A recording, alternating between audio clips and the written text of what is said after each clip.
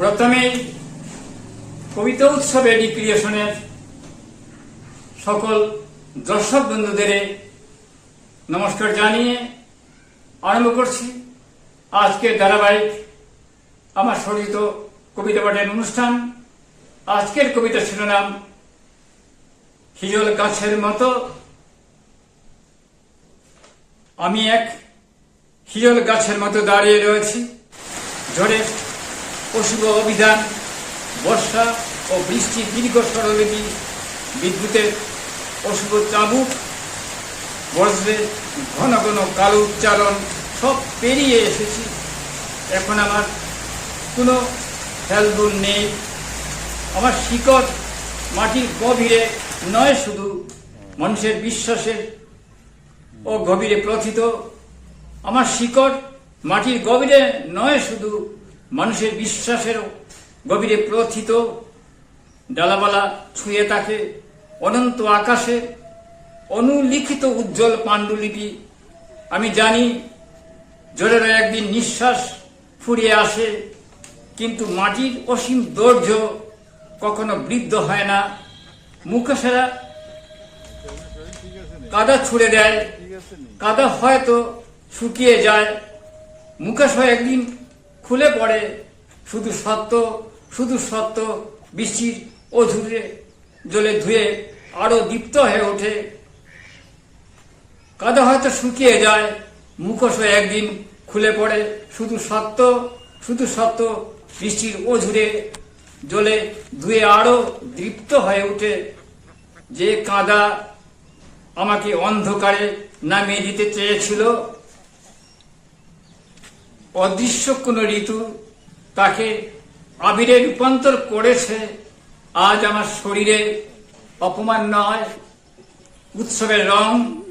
আমি বিস্ময়ে নিয়ত দেখি ক্ষত কখনো ফুল হয়ে ফোটে, কত কত বিদ্রুপ কৌতুক, কত তীর্যক হাসির, কত বিষাক্ত শব্দ বুলতার ঝাঁকের মতো আমাকে নিয়ত ঘিরে ওড়ে।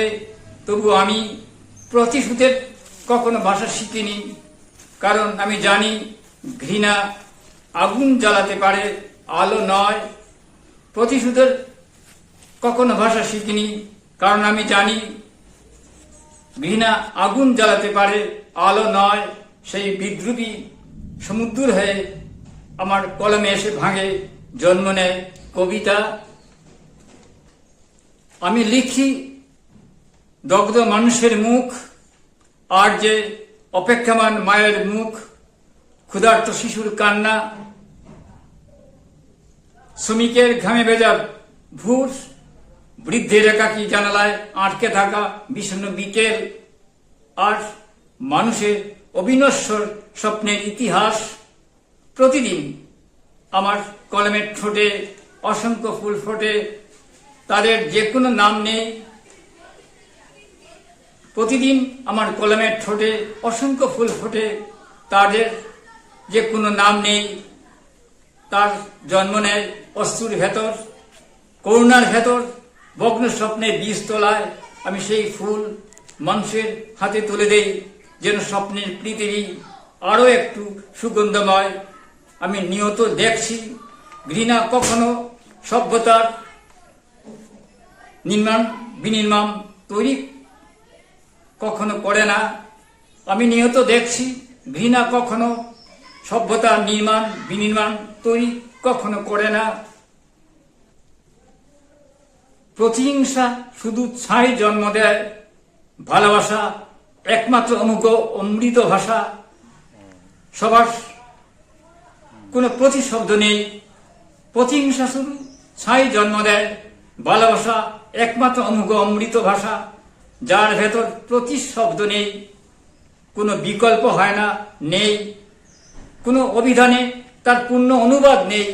ভালোবাসা প্রথম উচ্চারণ, শেষ একান্ত আশ্রয় এবং ভবিষ্যতের একমাত্র ব্যাকরণ। আমি সেই ভাষার সামনে নত জানু। মেঘে মেঘে প্রতিধ্বনি জন্ম দেয়, পাখিরা ঝাঁকেরা আকাশে নীল পাণ্ডুলিপিতে প্রত্যহ অদৃশ্য কবিতা লেখে চলে। আমি দাঁড়িয়ে রয়েছি এক প্রদীপের মতো, যাতে মানুষের ভেতর আলো নিভে না যায়। যতদিন কলমে কালি থাকবে ততদিন লিখে যাব নদীর অনন্য ভাষা, মাটির বিশ্বাস, মানুষের অশ্রুর অমুক দীপ্তি, শিশুর হাসির ভবিষ্যৎ। আর ভালোবাসা সেই অম্লান অনন্ত মহাকাব্য, আর ভালোবাসা সেই অম্লান অনন্ত মহাকাব্য, যেখানে সমস্ত মুখোশ ঝরে পড়ে, সমস্ত কাদা ফুল হয়ে ফোটে, ঘৃণা নীরবে পাথর হয়ে যায়।